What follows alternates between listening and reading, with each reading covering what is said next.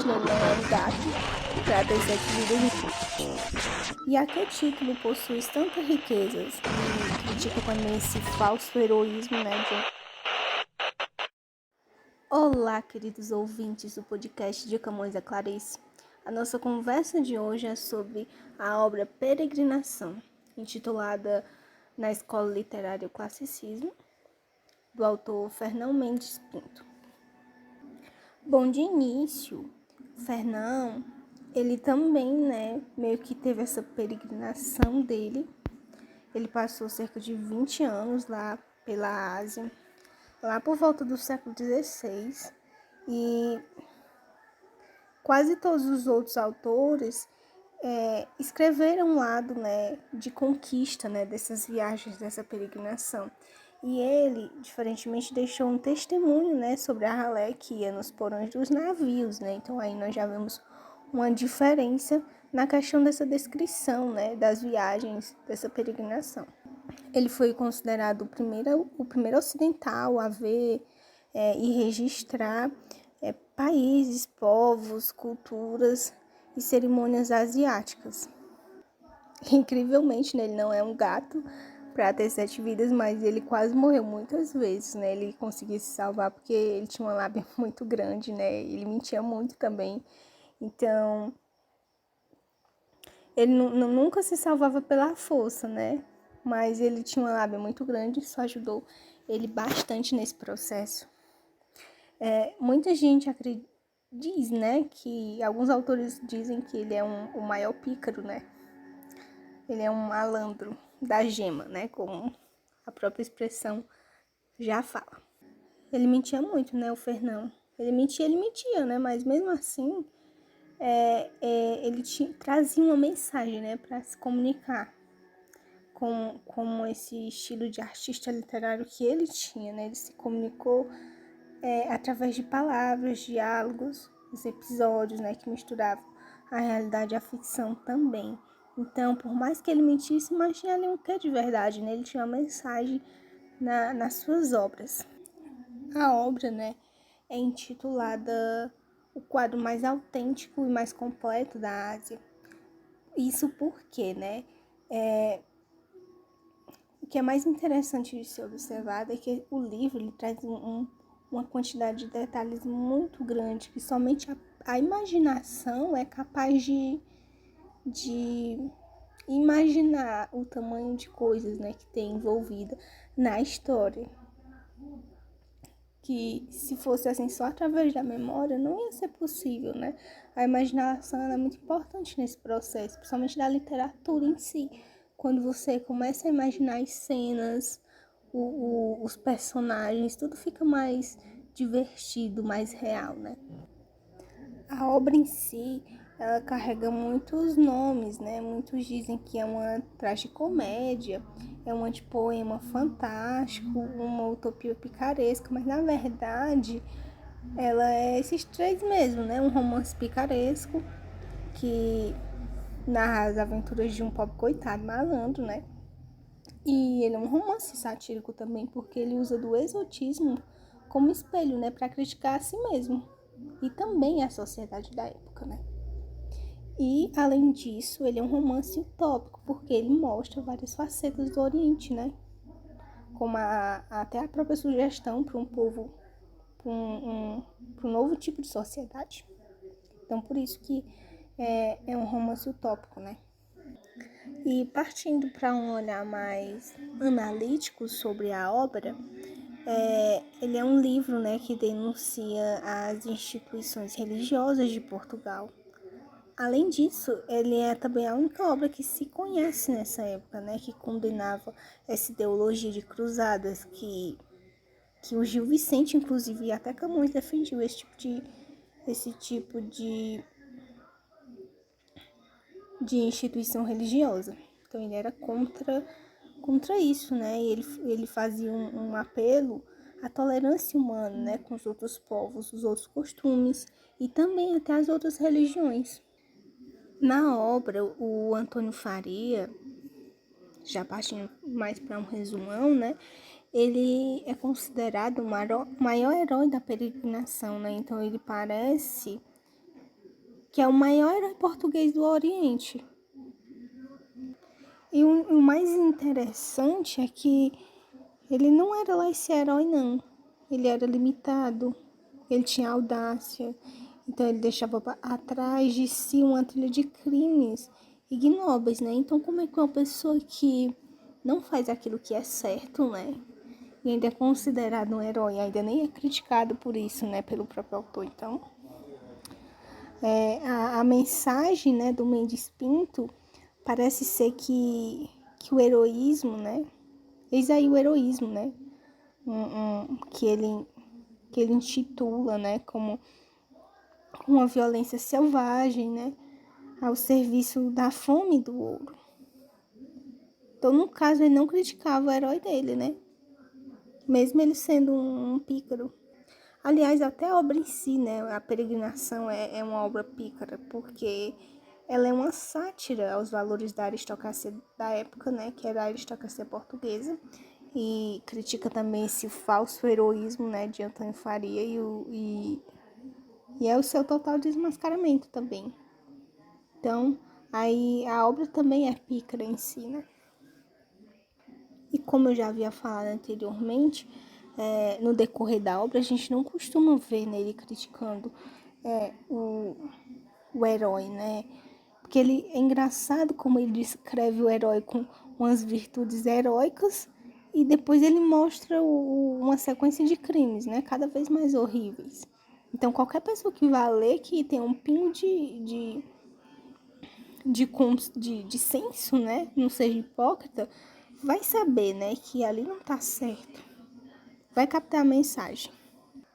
O Mendes Pinto, ele costuma também manifestar uma ausência, né, de preconceitos e até mesmo do amor próprio, né? Interessante esse ponto, né, do amor próprio nacional.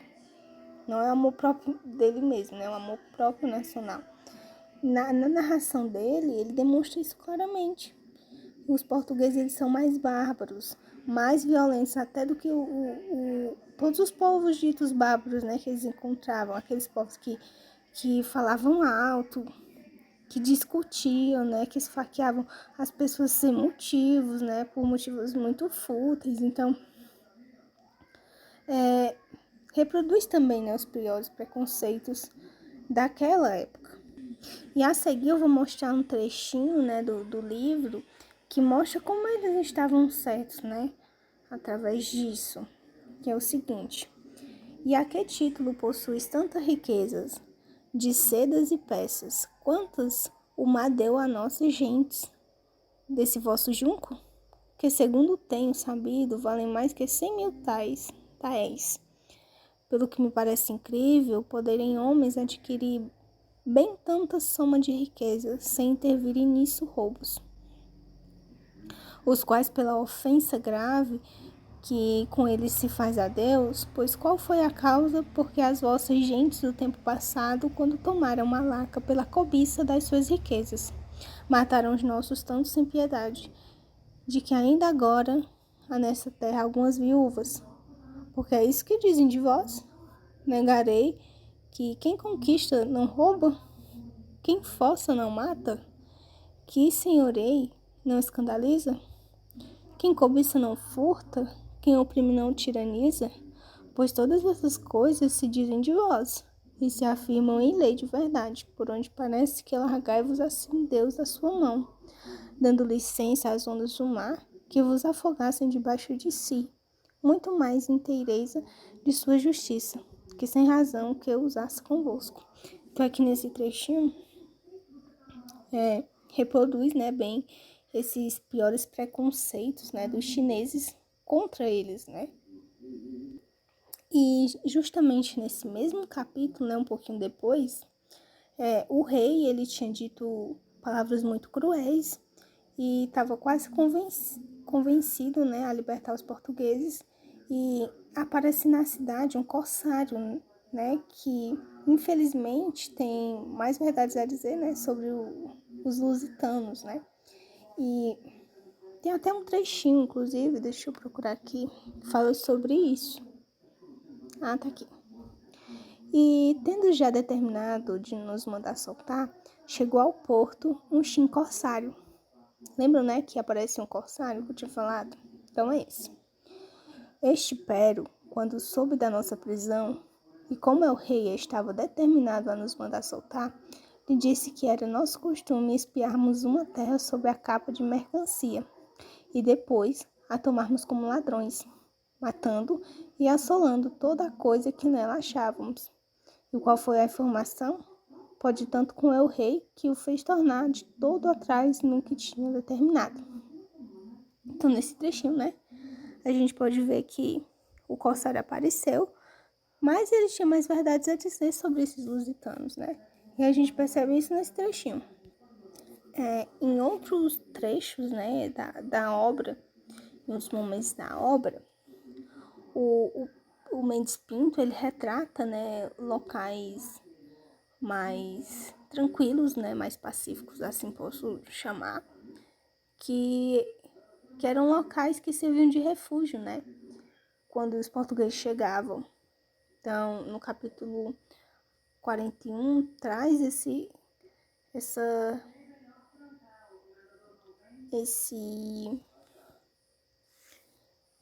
retratação, né, desses locais para onde eles fugiam. Grande novidade deve ser essa com que nos deu agora visita. E queira ele, por sua bondade, que não seja esta nação barbada daqueles que por seu proveito e interesse espiam a terra como mercadores e depois salteiam como ladrões. Acolhamo-nos ao mato antes que faíscas destes tiços, branqueados no rosto com alvura de cinza, que trazem por cima, queime as casas em que vivemos e abracem os campos de nossas lavouras, como tem por costume nas terras alheias. Então, esses tipos de exemplos, eles se multiplicam por todo o decorrer da obra. E, ao mesmo tempo que roubam e que eles matam e saqueiam, e eles se comportam de uma forma, assim, bem bandida, né? Assim, uma forma bem bandida é um termo muito leigo, né? Mas é bem bandida mesmo, né? Bem alheia em relação à sociedade, à justiça, mas eles sempre comentam o nome de Deus. Eles sempre trazem o nome de Deus nos lábios. Isso até traz uma referência que é como se Deus fosse o único chefe deles, né? Eles são bandidos, eles matam, roubam tudo, mas eles acreditam em Deus e só Deus pode mandar neles. Uma faceta muito grande do autor é que no mesmo momento que ele denuncia esses crimes, né, dos portugueses, ele aproveita, né, para criar algumas utopias na Ásia. Então ele fantasia sociedades que não existem, né, que servem apenas para enfatizar os efeitos das limitações da sua própria sociedade. E um exemplo de utopia do Mendes Pinto é a descrição. Ela é completamente fantasiosa.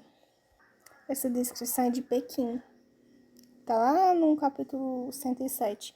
É uma descrição muito fantasiosa, muito, muito mesmo.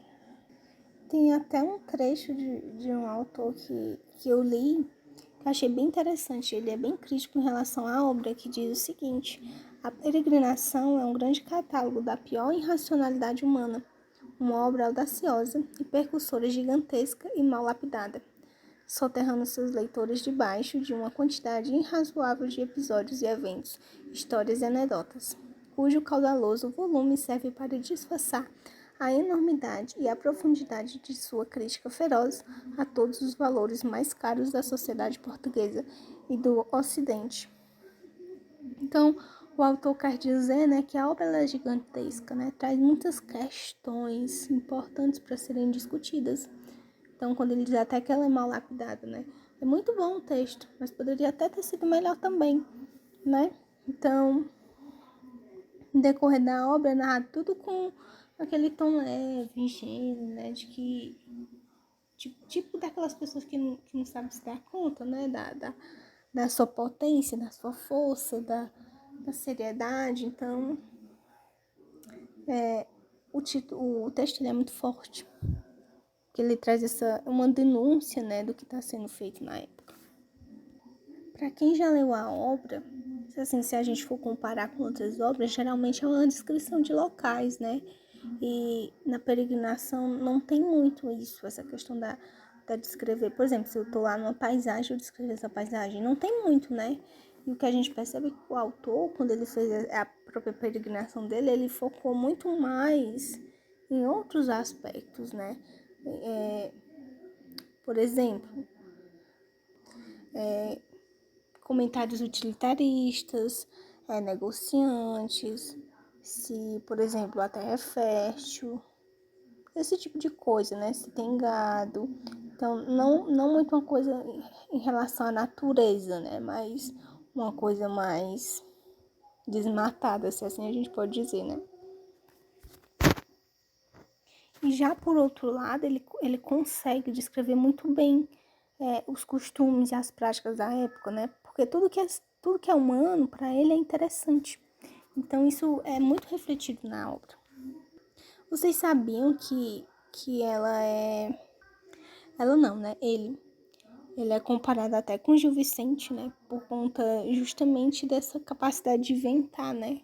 Chamam até de inventiva polifônica, essa capacidade de inventar. Eu vi até um trecho do mesmo autor que eu li anteriormente que falava o seguinte: a peregrinação revela, antes de mais nada, uma estética permeável e sensível, que permitiu a Mendes Pinto enxergar a unidade do mundo em sua enorme diversidade, e nessa mesma mirada ver a exaltidão, os limites e defeitos do seu próprio país.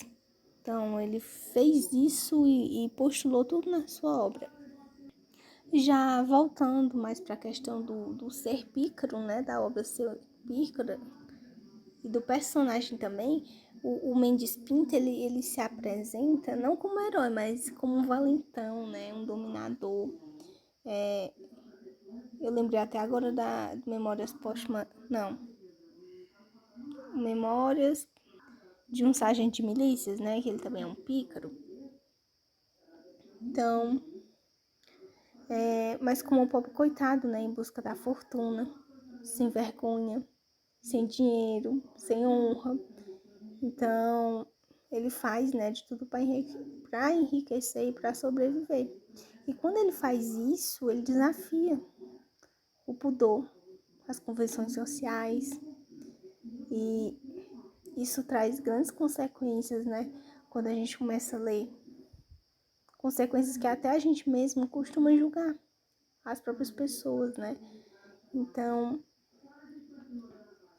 o romance, ele é autobiográfico, porque ele apresenta um personagem vagabundo, de uma classe social mais baixa. Então, é um mundo hostil, né, que o personagem participa. Não tem, assim, muita perspectiva de vida, né? É como se a vida fosse só comer, dormir, sobreviver. Então, o resto é honra, né? Virtudes, hipocrisias. Então, era isso que ele acreditava.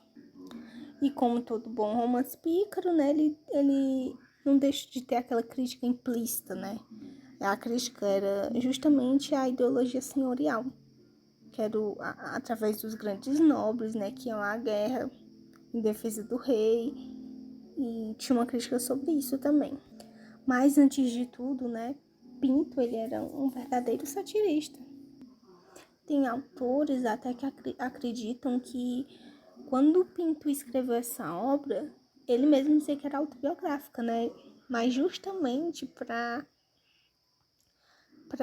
fazer essa sátira ficcional, né? Ter esse pretexto, porque, como vocês bem sabem, naquela época, quem fazia sátira, né? E a nobreza descobrisse, tinham punições, então tinha que ser uma sátira meio velada. Então, por isso que ele intitulou como autobiográfico. E essa crítica feita por Pinto, ela é feita meio que de forma dupla, né? Porque no livro ele confirma a ortodoxia, né, que tinha na época no templo. E essa ortodoxia, ela era revestida de uma hipocrisia, que que ele denunciava. Então, Mendes, ele faz essas concessões, a forma correta de dizer e falar as ortodoxias que tinham na época. E ele sabia, né, viver numa época que as pessoas eram queimadas vivas, né? A própria Joana d'Arc foi queimada viva e milhões de pessoas foram queimadas vivas por mudar uma palavra em uma forma religiosa, né? Então as pessoas eram mortas por muito pouco. Agora, sabe o que me vem à mente, né? Como é que uma sátira dessa tão marcante, né, ter escapado, né, das autoridades da época? Como é que eles não notaram, né, que era uma sátira? E a chave para isso é porque a obra, ela meio que leva uma história atrás da outra, né? Então, ela meio que empilha fato, história em cima da outra. Então, acaba passando por debaixo dos panos, né? Essas críticas. E por isso que eles não conseguiam enxergar muito bem. Tem até autores que dizem que a peregrinação vence a gente pelo cansaço, né? Porque a gente desiste antes mesmo de questionar essa veracidade de cada fato que encontramos no livro. Então, é um livro bem extenso até. E bem difícil, assim, um pouco de entender, mas lendo devagar dá para entender.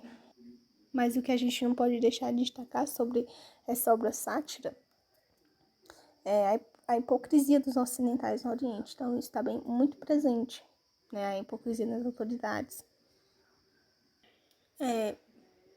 Como o livro é muito grande, né? Há muitas histórias, porque a viagem é bem longa, né? É uma viagem, assim, em dois sentidos, né? A viagem do livro e a viagem que a gente faz ao ler o livro. Então, é um livro muito longo, muito extenso. Mas eu tenho aqui um desafio para vocês. Diante de tudo isso que a gente escutou agora, o desafio para vocês é ler o capítulo do livro chamado Do que passei depois que partimos deste porto de Cheque até chegar à Índia, e daí é este reino. Então, é quando ele volta, né, para casa e tem o fim do livro. Então, eu queria que vocês lessem esse capítulo e colocassem aí nos comentários o que foi que vocês acharam, né, as suas percepções, se tinha algum ponto que você queria discutir. É interessante a gente bater esse papo, né, porque aqui só tá eu falando, mas aí vocês colocando nos comentários a gente vai discutindo e a discussão fica muito mais interessante, né, sobre esses pontos. Então é isso, pessoal, a nossa conversa de hoje sobre a peregrinação. Se você quiser mais detalhes, mais discussões, é só colocar no chat. Muito obrigada por escutar até aqui. Tchau!